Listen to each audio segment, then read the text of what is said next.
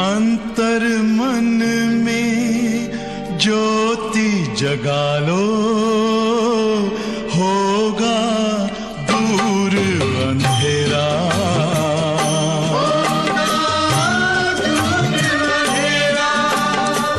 शिव का कर लो ध्यान, आ रहा पावन पुण्य सवेरा।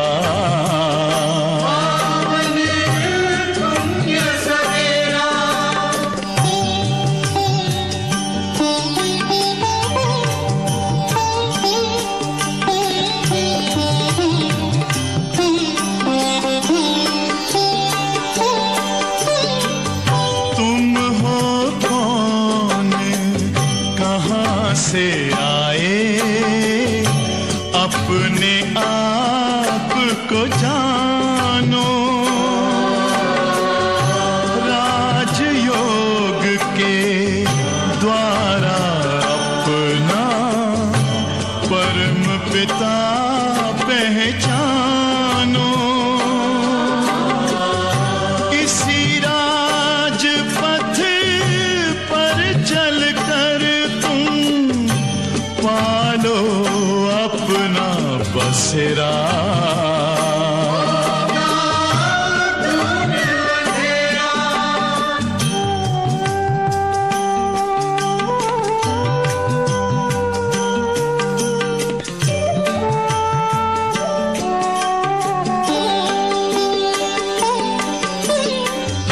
तुम हो आत्मा तन से न्यारे, परमात्मा को प्यारे। दिव्य गुणों को धारण करके योगी बनो दुलारे। ज्योति बिंदु ही तोड़ेगा ये माया का घेरा।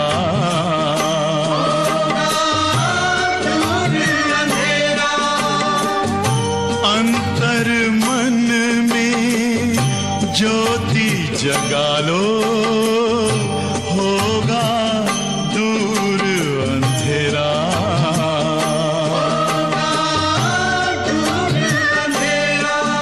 ओम शांति, ओम शांति, ओम शांति।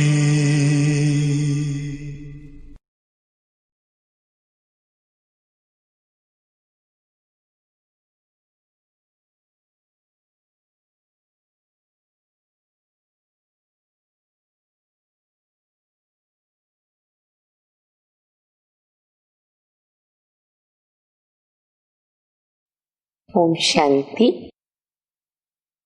मुरली की तारीख है 22/12/2020। आज भी अगर डेट के अंदर आप नोट करेंगे तो 6 बार 2-2 आएगा। एक मेरा बाबा 21 बार आएगा। मैं बिंदी आत्मा, बाबा बिंदी। 3 बिंदी बाबा कहते हैं, याद करो। ड्रामा बिंदी तो 3 बिंदी भी आती है। बाबा कहते, बच्चे जो ये दिव्य दृष्टि गाई हुई है, इसका पार्ट विशेष संगम युग पर ही है। जिन बच्चों को बाबा ये वरदान देते हैं तो दिव्य दृष्टि से साक्षात्कार होता है। भक्ति मार्ग में बाबा इच्छाएं पूरी करते भक्तों की अल्पकाल के लिए, लेकिन आत्मा और परमात्मा दोनों को देखने के लिए दिव्य दृष्टि चाहिए। दिव्य दृष्टि के बिना हम देख नहीं सकते।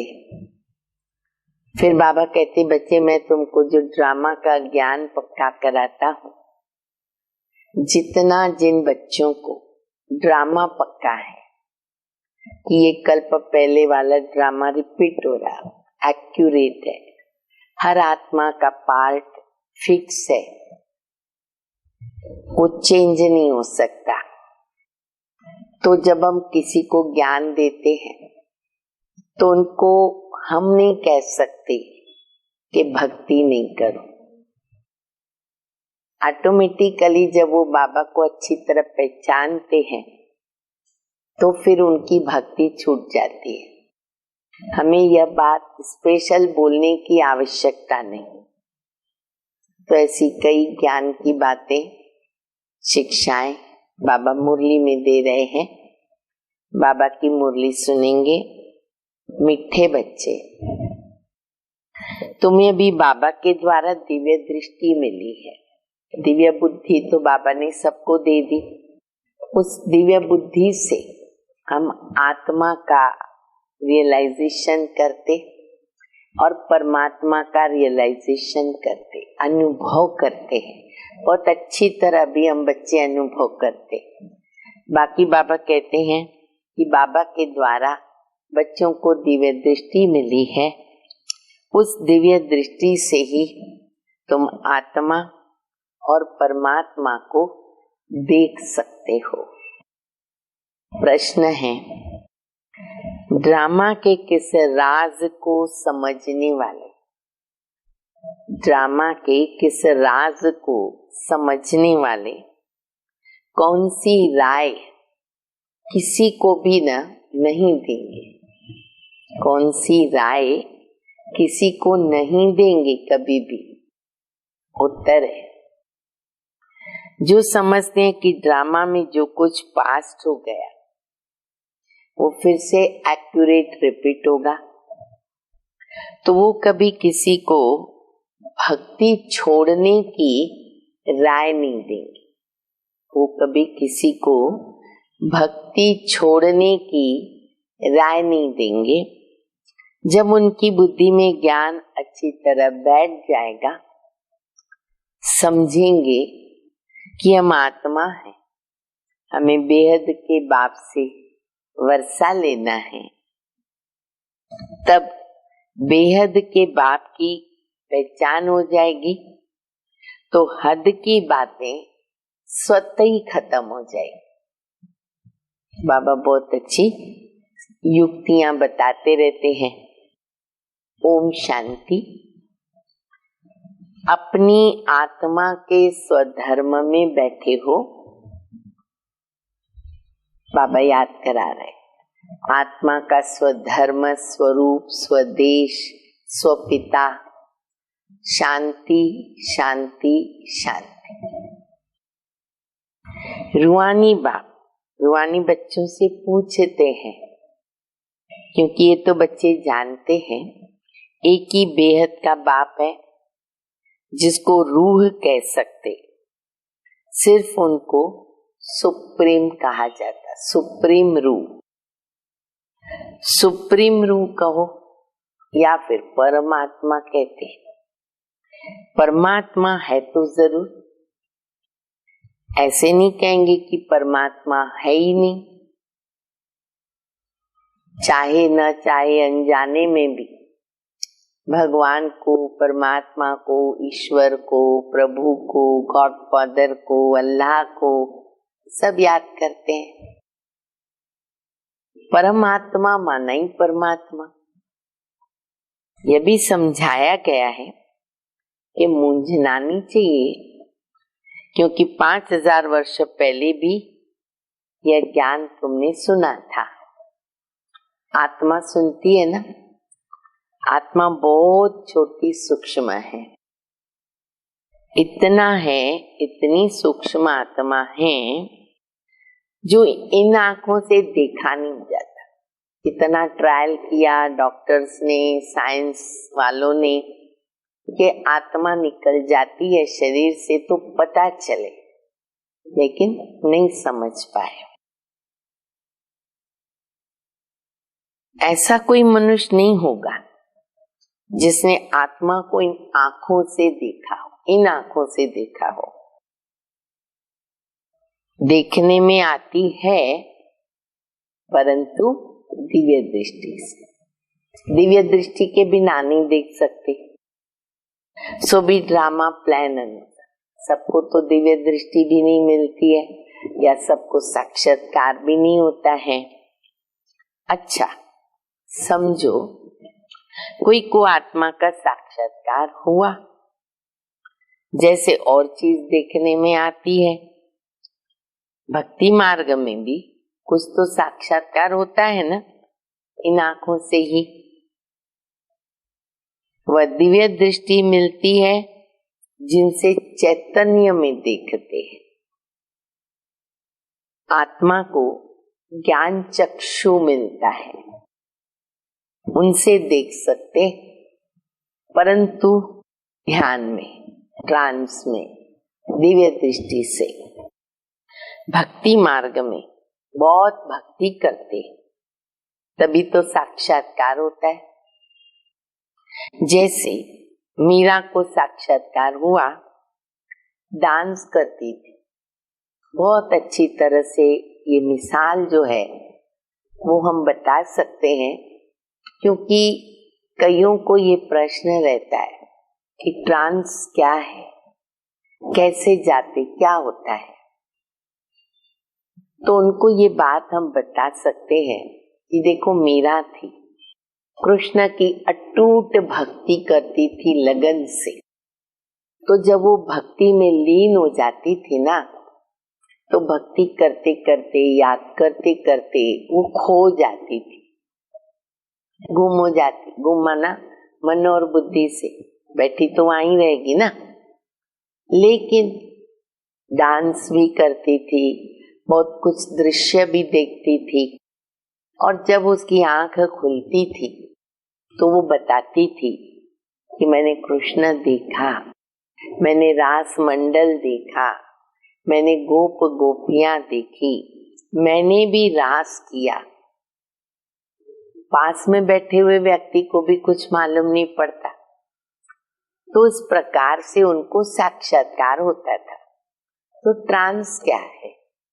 ये भी ऐसा ही है कि बाबा जब रस्सी खींच लेते हैं तो बाबा जो हमें दृश्य दिखाते, अनुभव कराते, उसके अंदर जो शिक्षाएं होती है वो बाबा हमें देते।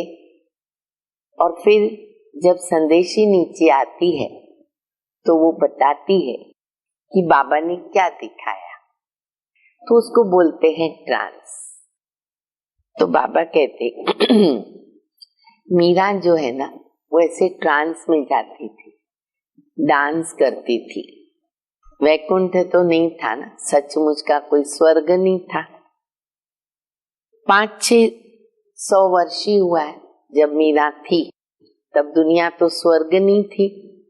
500-600 वर्ष ही हुआ है, उस समय तो वैकुंठ था नहीं। जो पास्ट हो गया वो दिव्य दृष्टि से देखा जाता है। जब बहुत भक्ति करते करते एकदम भक्तिमय हो जाते, भक्ति करते करते भक्तिमय हो जाते, तो दीदार होता है, परंतु उनसे मुक्ति नहीं मिलती है। थोड़ी खुशी मिल गई, मुक्ति नहीं मिलती है। मुक्ति, जीवन मुक्ति का रास्ता भक्ति से तो बिल्कुल न्यारा है, अलग है। भारत में कितने ढेर मंदिर है, गली गली में मंदिर है। शिव का लिंग भी रखते हैं, बड़ा लिंग भी रखते हैं, छोटा भी रखते हैं।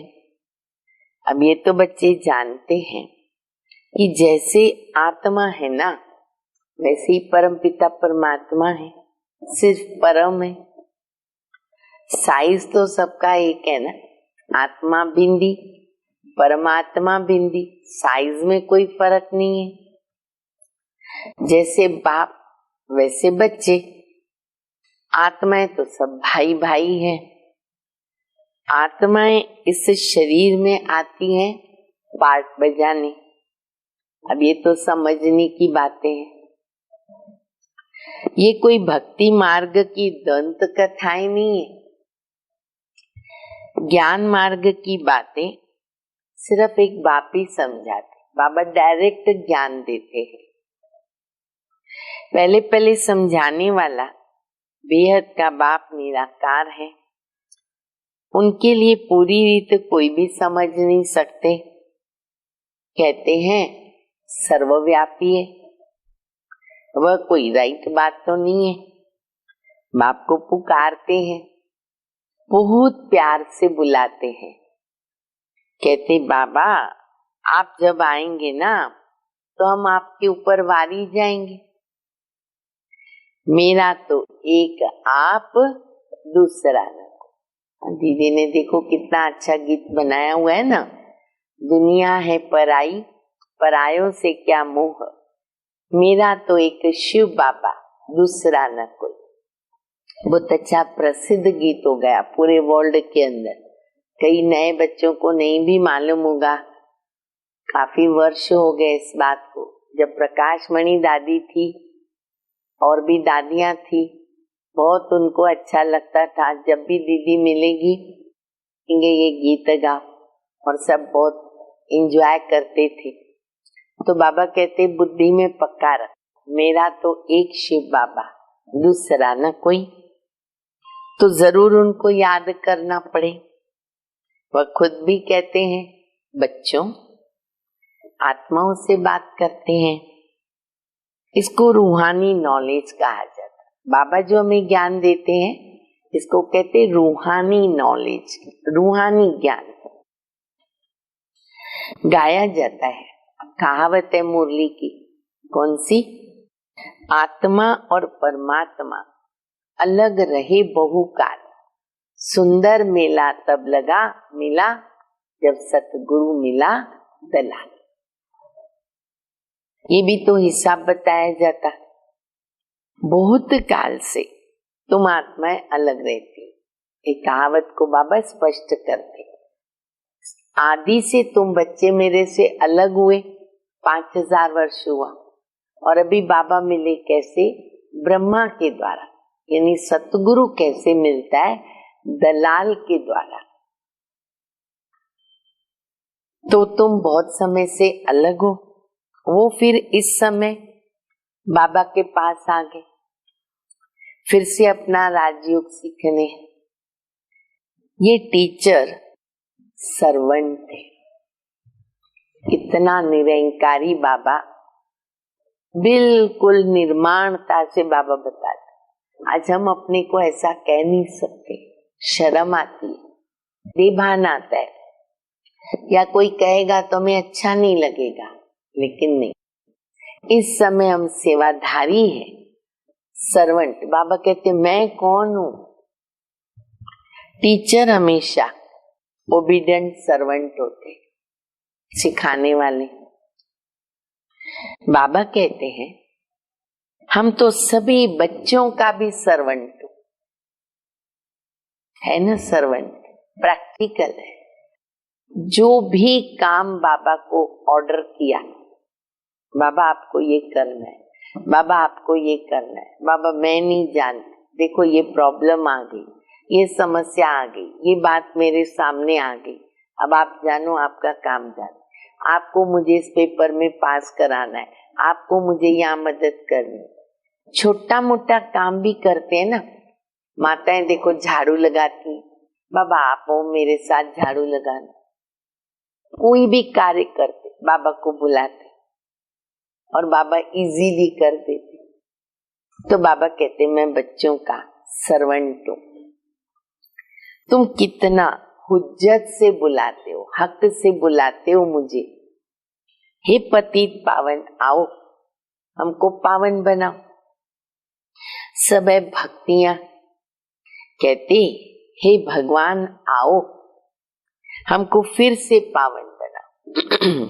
पावन दुनिया स्वर्ग को और पतित दुनिया नरक को कहा जाता। ये सब समझने की बातें हैं। ये कॉलेज अथवा God fatherly world university, note करो, नशा चढ़ेगा, खुशी होगी। कहाँ बैठे हम लोग? गॉड फादरली वर्ल्ड यूनिवर्सिटी, वहां एडमिशन मिली है। सोचो कितना लक है हमारा, और हमें गॉडली स्टूडेंट। इसकी एम ऑब्जेक्ट कितनी ऊंची, जैसी यूनिवर्सिटी जैसा टीचर बनाएगा इतना ऊंच। एम ऑब्जेक्ट मनुष्य से देवता। बच्चे निश्चय करते हमको ये बनना है, जिसको निश्चय नहीं होगा वो स्कूल में बैठेगा क्या? एम ऑब्जेक्ट तो बुद्धि में है। हम बैरिस्टर डॉक्टर बनेंगे तो पढ़ेंगे ना। विद्यार्थी को भी लक्ष्य रहता है मन के अंदर, निश्चय नहीं होगा तो वो आएंगे भी नहीं। तुमको निश्चय है हम मनुष्य से देवता नर से नारायण बनते हैं। ये सच्ची सच्ची सत्य नर से नारायण बनने की कथा, रोज हम ये कथा सुनते हैं। बाबा की मुरली सत्य नारायण की कथा। वास्तव में ये पढ़ाई, कथा शब्द से भी अच्छा शब्द है पढ़ाई। परंतु कथा क्यों कहते? बाबा अर्थ बता रहे, कथा क्यों कहते? क्योंकि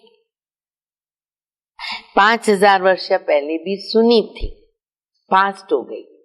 तो जो पास्ट होता है ना उसको कथा कहते। लॉन्ग लॉन्ग अगो ये बात हुई है। ये नर से नारायण बनने की शिक्षा है।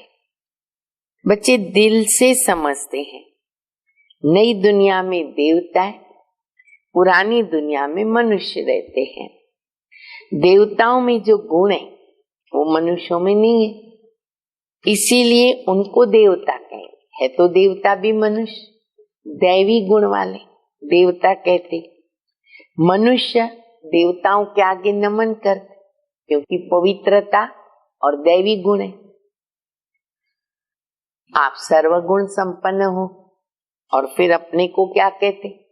हम नीच हैं, हम पापी हैं, हम विकारी हैं, मनुष्य ही कहते।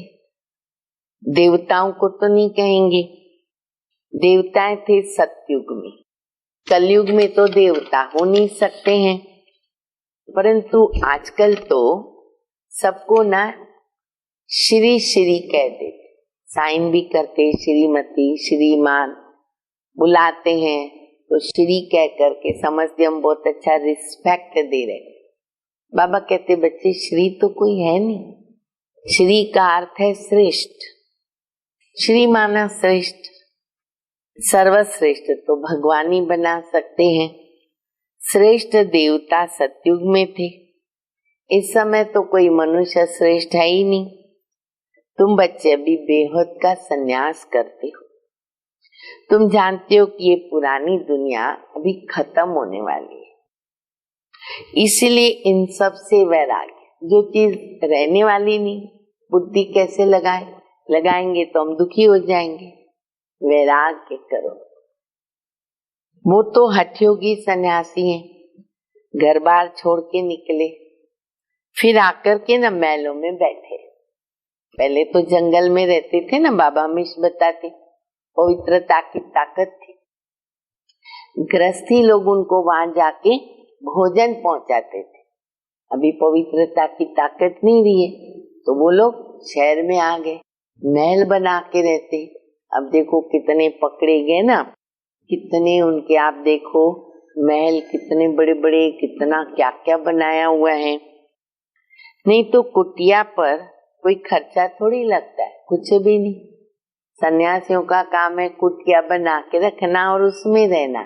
कुटिया का तो कोई ज्यादा खर्च होता नहीं, एकांत के लिए तो कुटिया में बैठना होता है, ना कि महलों में। बाबा की भी कुटिया बनी हुई है। देखो बाबा की पांडव भवन में कितनी अच्छी कुटिया, अभी तो बहुत पक्की मजबूत बना दिया।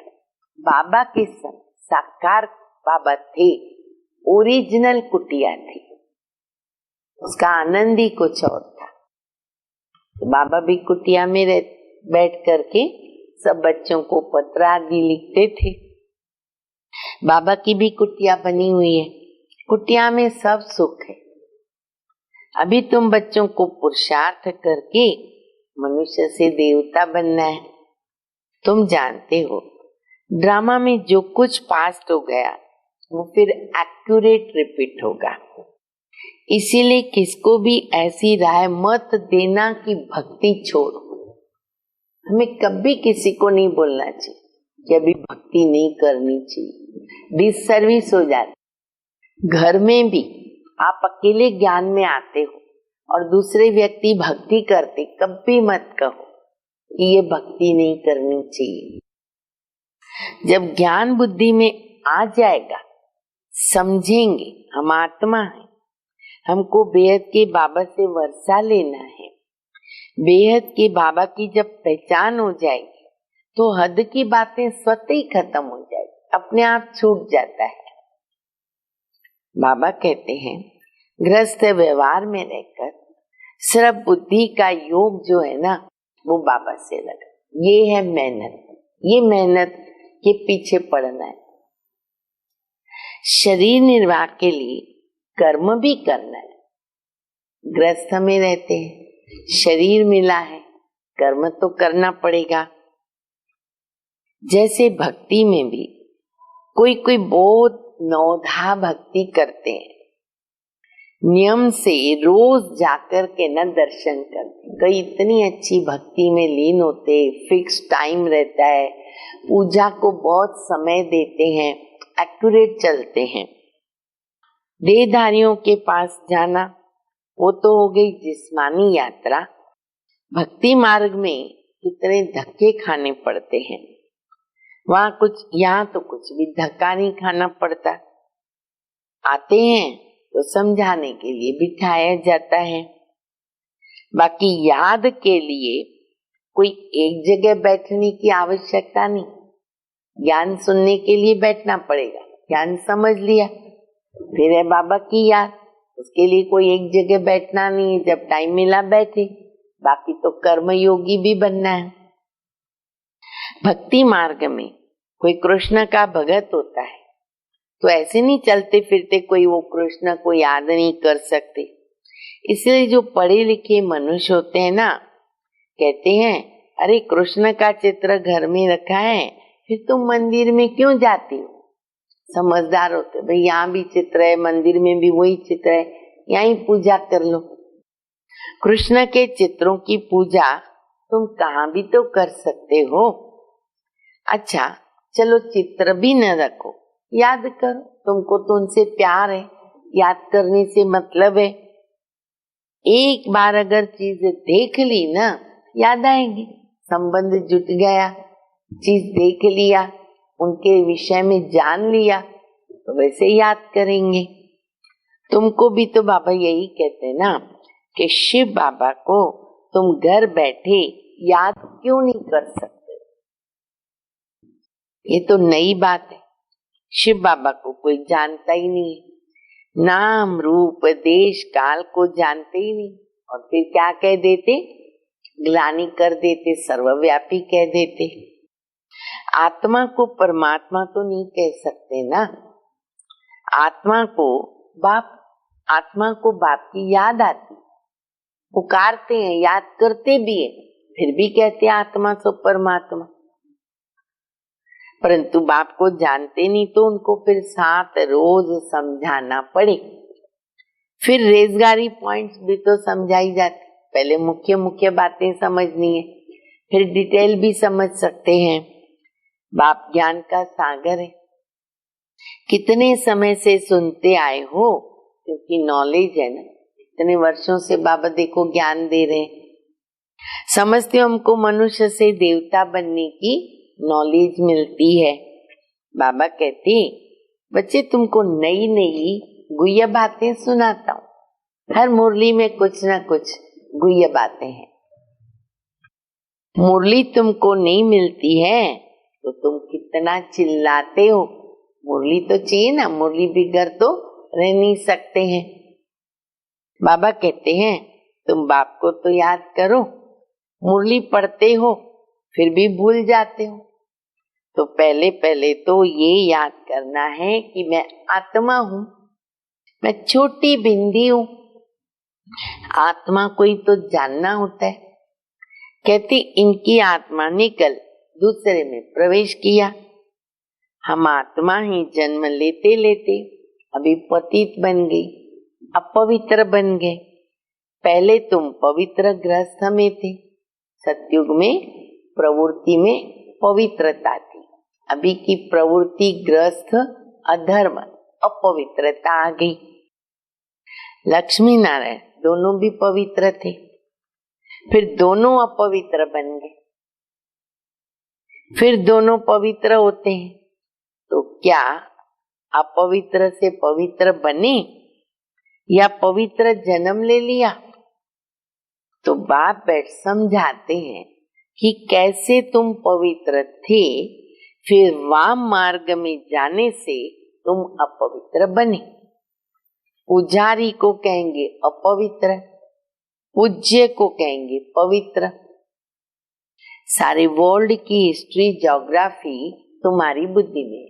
कौन सी बात है जो बाबा ने नहीं समझाई? टोटल सारी नॉलेज बाबा ने हम बच्चों को दी, मास्टर नॉलेज। कौन कौन राज्य करते थे, कैसे उन्हों को राज्य मिला, ये भी तुम जानते हो, और कोई तो जानता ही नहीं है ना। तुम्हारे पास भी आगे ये नॉलेज रचता रचना आदि मध्य अंत की थी क्या? नहीं थी।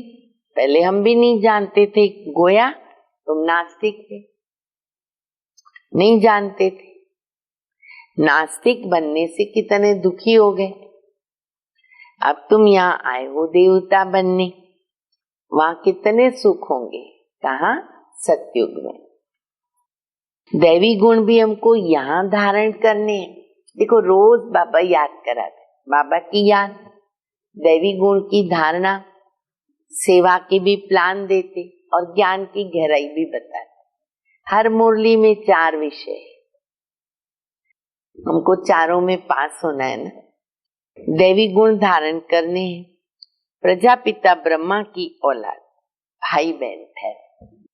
क्रिमिनल दृष्टि नहीं जानी चाहिए। बाबा हर टाइम याद कराते, क्रिमिनल दृष्टि नहीं जानी चाहिए। इसमें ही तो मेहनत है। ये मेहनत तो हम बच्चों को करनी पड़ेगी ना। और फिर बाबा कहते बच्चे आंखें बड़ी क्रिमिनल है। सब अंगों से क्रिमिनल जो है वो है आंखें। आधा कल्प आधा कल्प से, क्योंकि आंखों में सारे विकार दिखाई देते, दूसरे को भी उसकी फीलिंग आती है, अनुभव होता है। क्रिमिनलिटी बाबा कहते पहले खत्म करो। सतयुग में तो क्रिमिनलिटी रहती नहीं ना। आंखें क्रिमिनल है, माना वो असुर कहलाते। बाप खुद कहते मैं पतित दुनिया में आता हूँ, जो पतित बने उनको पावन बनना है। मनुष्य कहते ये अपने को भगवान कहलाते। आप ब्रह्म में पड़े हुए हैं ना, कभी कहेंगे ब्रह्मा को भगवान कहते हैं क्योंकि उनको शिव बाबा तो दिखाई नहीं देता, जो सामने साकार में दिखाई देगा। कभी कहेंगे कि इनका ये गुरु है ब्रह्मा, वो पता नहीं कहाँ से सीख के आया, कोई तो भी शक्ति है, और फिर वो समझा रहे।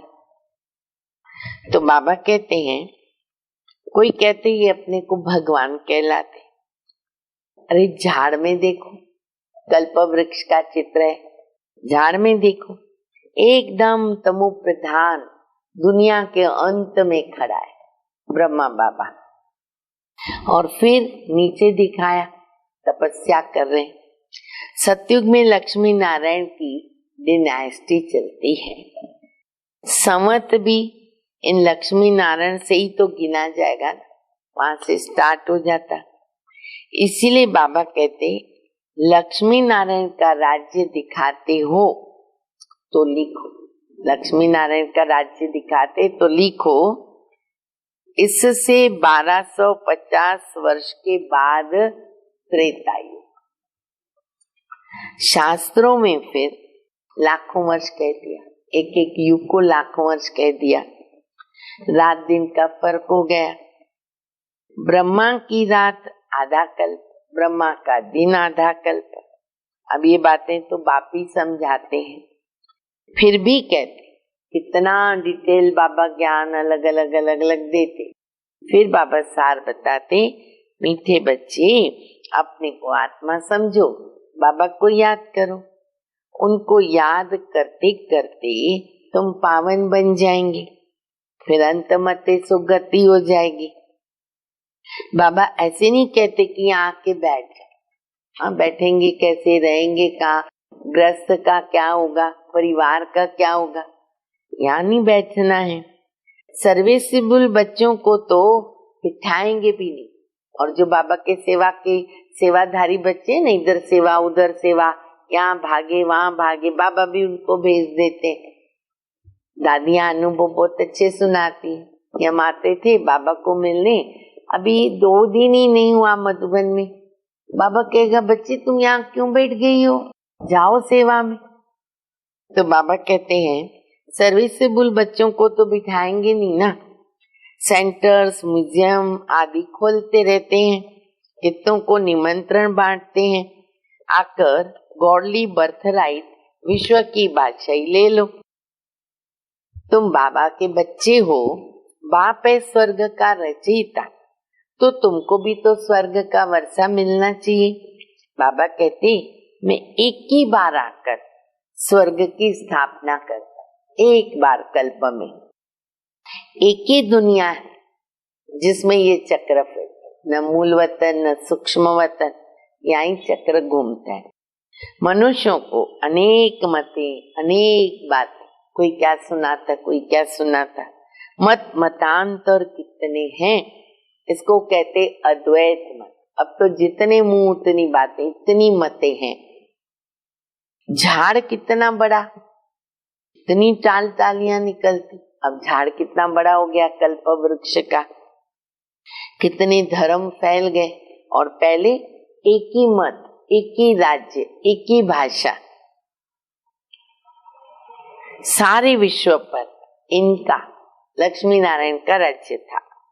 ये भी अभी तुमको मालूम पड़ा, हम ही सारे विश्व के मालिक। फिर 84 जन्म भोग कर कंगाल बन गए।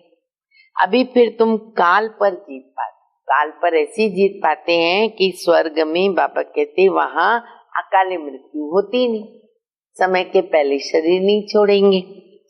यहाँ तो देखो बैठे बैठे अकाले मृत्यु हो जाती, आयु का लिहाज ही नहीं, जन्म के बाद कभी भी अटैक आ गया, कभी भी मृत्यु हो गई, चारों तरफ मौत ही मौत, मौत ही मौत है।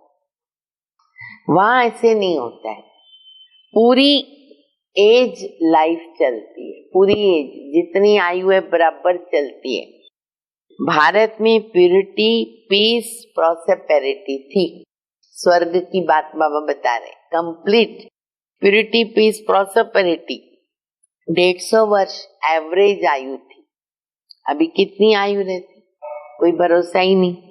ईश्वर ने तुमको योग सिखाया तो तुमको कहते योगेश्वर। भाई वाह, बहुत अच्छा टाइटल बाबा ने याद करा दिया, आज याद रखो। वहां थोड़ी कहेंगे इस समय तुम योगेश्वर, योग लगाने वाले, ईश्वर से योग लगाने वाले, तुमको ईश्वर राजयोग सिखा रहे, और फिर बनेंगे क्या, राजेश्वर। अभी तुम ज्ञानेश्वर हो, फिर राजेश्वर बनेंगे, राजाओं का राजा बनेंगे। सुना, ये भी टाइटल याद रखो, योगेश्वर, ज्ञानेश्वर, सतयुग में बनेंगे राजेश्वर। कितनी खुशी की बात है। अच्छा, मीठे मीठे सिक्के दे बच्चों प्रति माता पिता बाप दादा का याद प्यार और गुड मॉर्निंग। रूहानी बाप की रूहानी बच्चों को नमस्ते। हम रूहानी बच्चों की रूहानी बाप को, माता पिता बाप दादा को याद प्यार, गुड मॉर्निंग और नमस्ते। धारणा के लिए मुख्य सार है, पहला, आंखों को सिविल बनाने की मेहनत कर, आत्माभिमानी, भाई भाई भाई बहन सिविल बनाए, आंखों को सिविल बनाए। बुद्धि में सदा रहे। हम प्रजापिता ब्रह्मा के बच्चे भाई बहन हैं, तो क्रिमिनल दृष्टि नहीं रख सकते।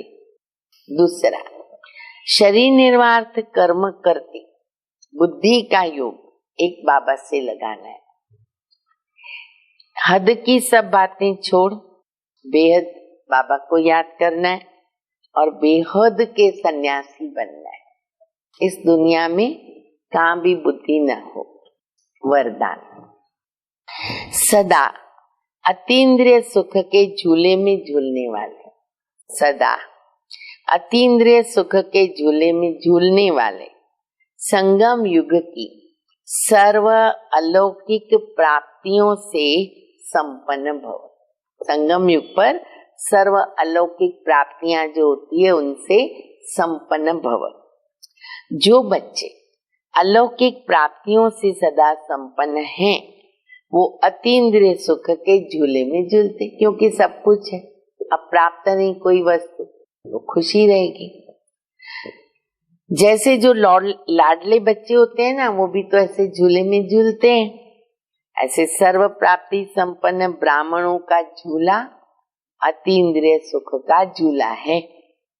इसी झूले में सदा झूलते रहो, झूले से निकलो ही नहीं बाहर, सुना। और ये झूले में चक्कर नहीं आते, सुख मिलता है। कभी भी देह अभिमान में नहीं आना। जो झूले से उतर के धरती पे पांव रखते तो वो मैले हो जाते। ऊंचे ते ऊंचे बाप के स्वच्छ बच्चे सदा अतीन्द्रिय सुख के झूले में झूलते हैं। मिट्टी में पांव नहीं रख सकते, हमारे पांव धरती पर नहीं। स्लोगन है, मैं त्यागी हूँ, इस अभिमान का त्याग सच्चा त्याग। त्याग का भी त्याग, नहीं तो उसका भी अभिमान आता है ना कि मैं त्यागी हूँ। तो त्याग का भी बाबा कहते बच्चे त्याग करो। अच्छा, ओम शांति।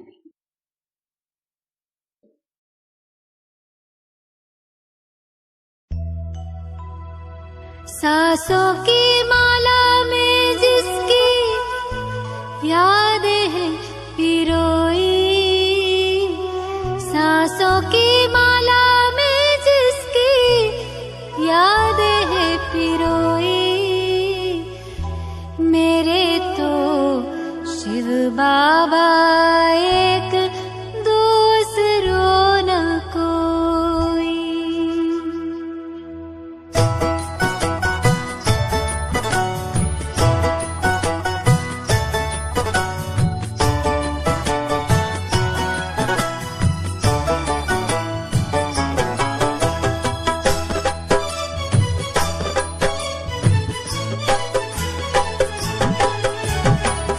सांसों की माला में जिसकी यादें हैं पिरोई, सांसों की माला में जिसकी यादें हैं पिरोई, मेरे तो शिव बाबा एक, दूसरों ना कोई, मेरे तो शिव बाबा एक, दूसरों ना कोई।